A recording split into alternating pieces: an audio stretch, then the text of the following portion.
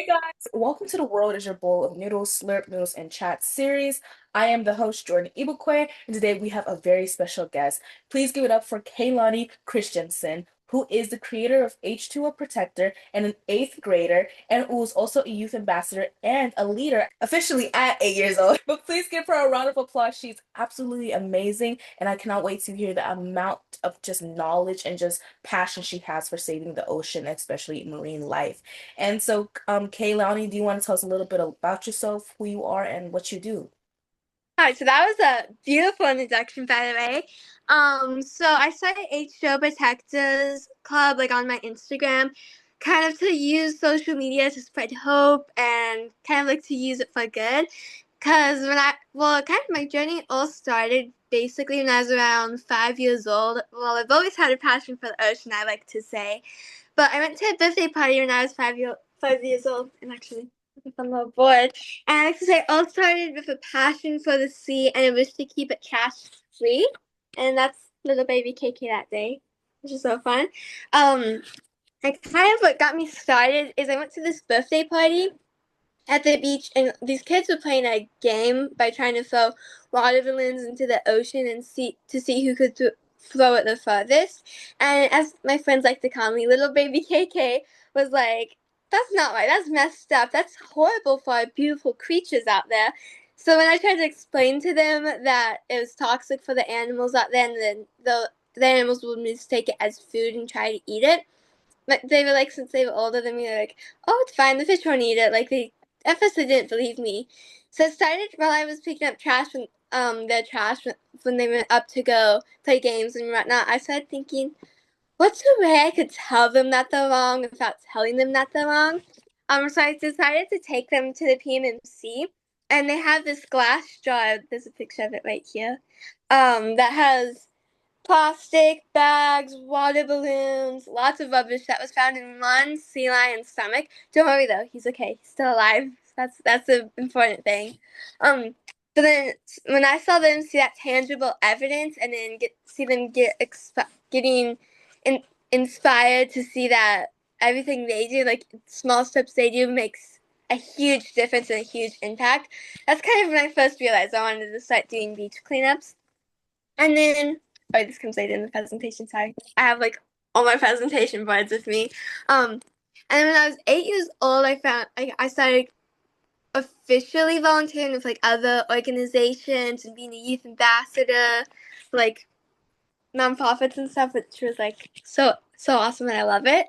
And then last year, actually, I had the great honor of being able to be on the Youth Action Council of the National Marine Mammal Foundation, where we got to do research on southern resident killer whales. And I have my presentation, but I don't know if you guys can see that. I see it. Wow, it's beautiful. Species of orcas, with only 73 of that particular species left out in the wild today, which was so tragic and heartbreaking. But if you're like me and you have a passion for the ocean, you might be wondering what's causing these beautiful animals to disappear. And I had that same question when I was learning about them. And I was like, yeah, what's causing them to disappear? And it turns out it's because of three main threats or human causes. The first one being limited prey or food availability. So unfortunately, they feed mainly off of, I think, 90% of the dietary resource is Chinook salmon, which is another endangered species, unfortunately. Um, and then also vessel noise and boat traffic, it messes with the echolocation, so they can't hear and they can't find their food, so it's hard for them to hunt in the wild. And pollution and contamination was one of the biggest reasons, and it ties into like all other reasons. Chemical pollution, plastic pollution, and that's something that I'm really passionate about, is spreading the word of like that we can all make a difference. And even if we cut back, like instead of using a plastic water bottle, use a reusable water bottle, or eat more sustainably and locally sourced food instead of stuff that came from halfway across the world and is wrapped all in plastic and whatnot. So eating sustainably sourced food that doesn't harm the environment, and cutting back on pieces of plastics one bit at a time. And I started telling people this, and I was like, what's a visual or research project I could do to actually show them, like get it like as a visual kind of, so they could like understand it better. So I decided, here's a graph, to conduct research. There's this beautiful trail, like right, like down the street from where I live in my hometown, and it overlooks a beautiful marine protected area, or MPA. And also Dana Point, where I live, love the city. It's the it's the rail capital of the world. So we always have like, we're known for whale watching, and we have all sorts of different species of whales all year round. We have so many of the beautiful ones. Sometimes even orcas as well down here, which is epic. Um, but so this trail overlooks where the orcas and the whales they love to swim. So I was like, well, what if I picked up trash in this one area? Is like not too not too big. It's probably the size of like an average office or whatnot. For once a week, every week, for 3 months, and collected data of what I found, and the results were mind blowing, like quite shocking. We saw them, and these I found in 3 months over 1,000 pieces. But as you can see I don't know if you guys can see that, in February and March it was like pretty much the same, pretty congruent, and then in April there's like a huge drop. I was trying to theorize what's causing this huge drop, like this huge influx in trash. And I came up with the theory that it was due to something called correlation and causation. Because in February and March, we didn't have as many, oh no, we had more people and more festivals, more holidays than we did in April. So more people were coming out to celebrate. But it's not the holidays or the festivals' fault. Like, I love the holidays and festivals, like, beautiful. But the fault for the trash, or the causation for the trash, is our actions on how we choose to celebrate. Like, for example, the most dirtiest beach day in like out of the year is the 5th of July, the day after the 4th, because everyone's coming down to the beach. They want to celebrate our amazing country, which I get it. I love to do that too. But what they don't realize is that they're using a lot of trash, and like for example confetti, or they'll like do poppers and leave them on the ground, water bottles or whatnot. But if our founding fathers could see how we celebrate our country, like the environmental effects, I don't think they would be too happy with us.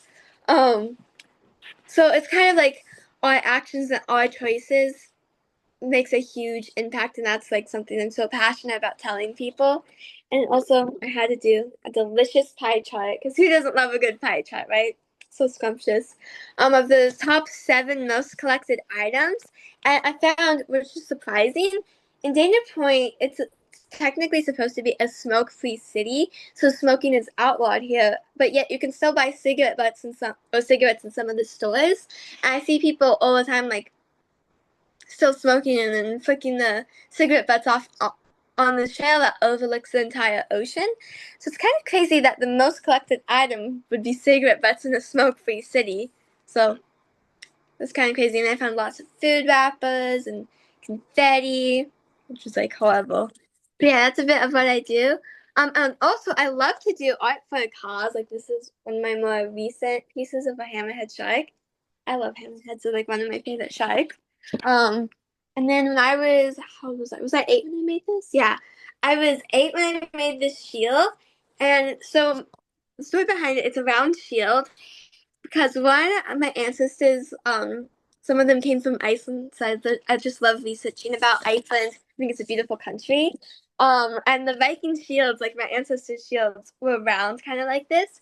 And also the main reason is to symbolize how we as a community and all us, like as a society, we are all connected to the ocean and to each other.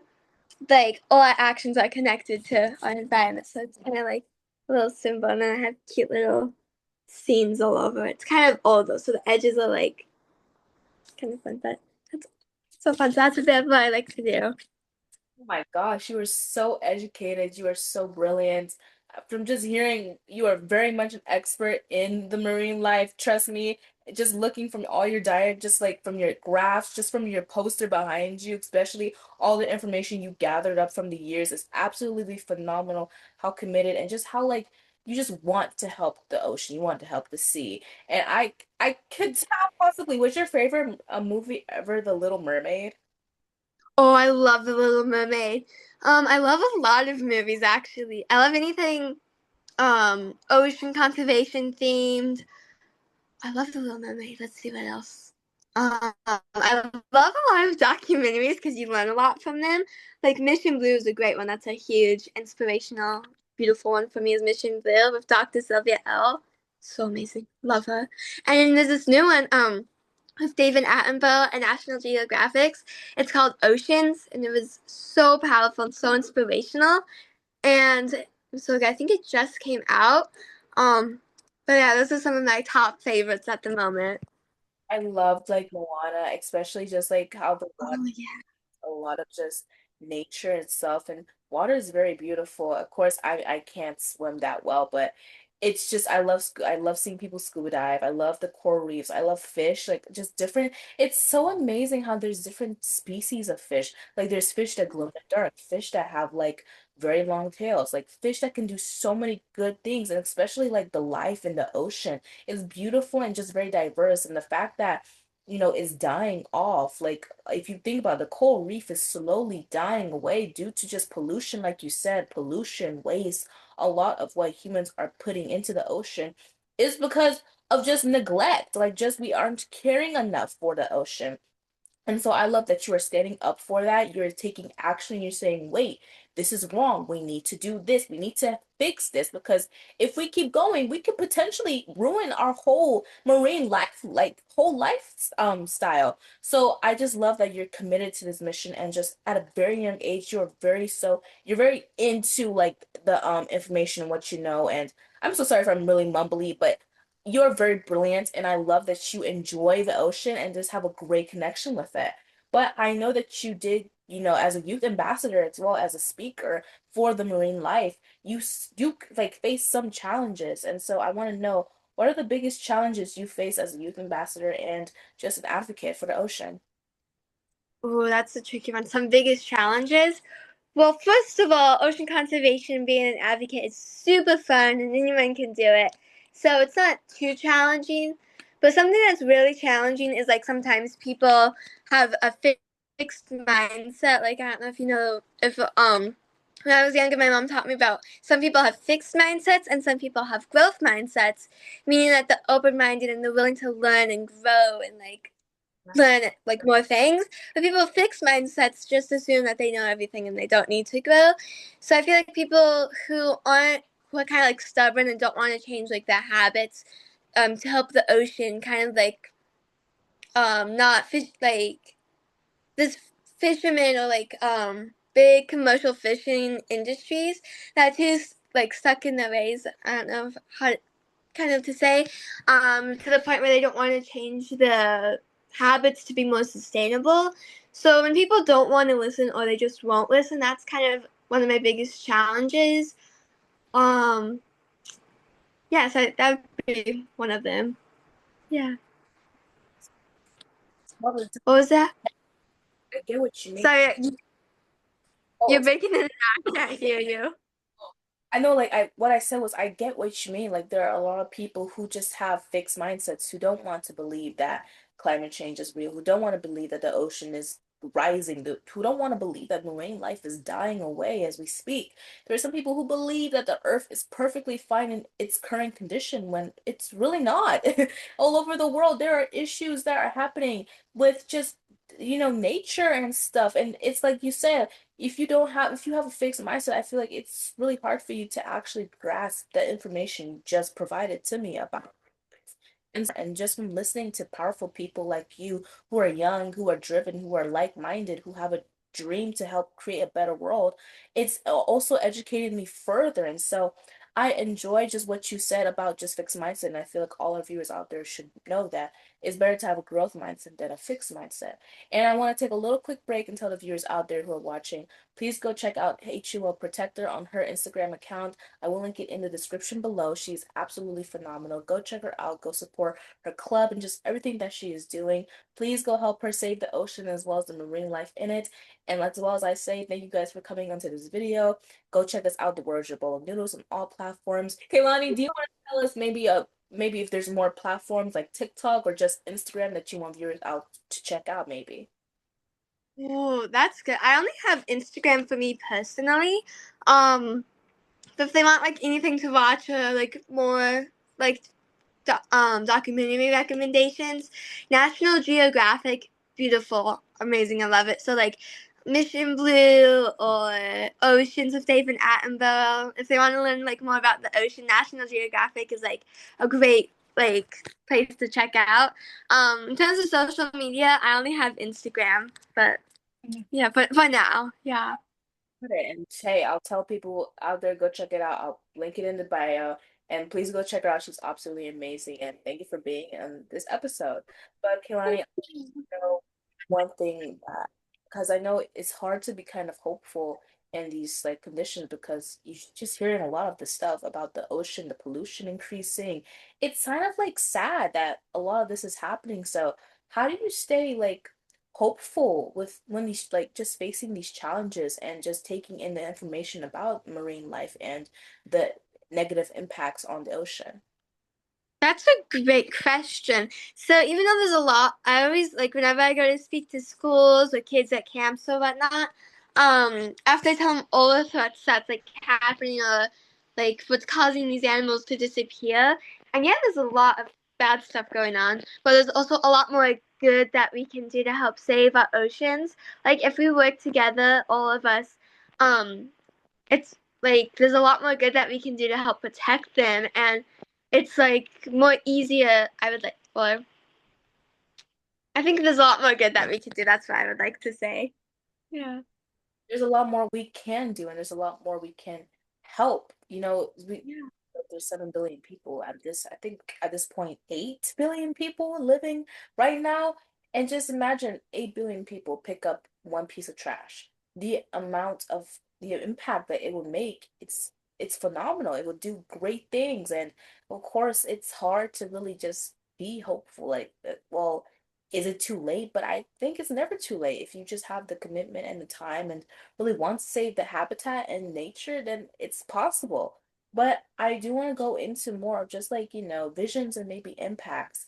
I want to know if you could change one policy or global habit tomorrow to benefit the ocean, what would it be? Ooh, that's a hard one. That's good. I mean, there's a lot of like policies I want to get changed or laws. First of all, I want to start by enforcing the laws that we already have. For example, the marine protected areas, there's laws to help protect them and to keep them protected from like fishing off them. Like you can't do that or you're not supposed to do that. It's supposed to be like a kind of a sanctuary in the ocean for wildlife. But sometimes there's a lot of people that don't quite listen. So I want to start enforcing our laws like, there's a no smoking policy here in Dana Point, but that's not being enforced as it should be. So enforcing the laws is a great thing that we already have, and then like changing it like a law around the world. Ooh, I'll probably get rid of single-use like cups or bottles or whatnot because we have a lot of like people use a lot of single-use plastic cups and single-use bags, and that's I just think that's just horrible. Um, And then another policy, like a bonus one, if I could change, is that so I love Iceland. I love researching about it. If I could, I would travel there. Like I want to learn that language, but unfortunately, they still allow whaling because back during the ancient days, before we had like all this fancy technology, and we had like shipping stuff where you could get like food supplies from around the world when you really needed it. They would hunt whales back in the ancient days, and unfortunately, they still allow that. But around the world, like most other countries have banned that because whales have been hunted to near extinction. But I wish Iceland would follow in the rest of the world's footsteps and help protect our beautiful whales because I think that's super important. So that's a couple of things I'd like to change. And hey, I strongly agree with you here.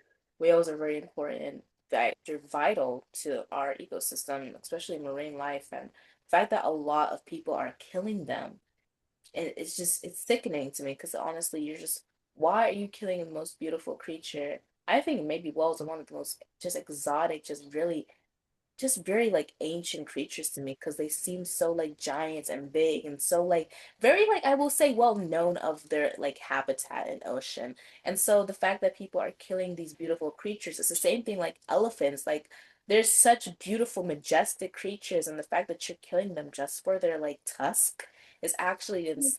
They deserve all animals deserve life. They deserve to live and to be in peace with their habitat.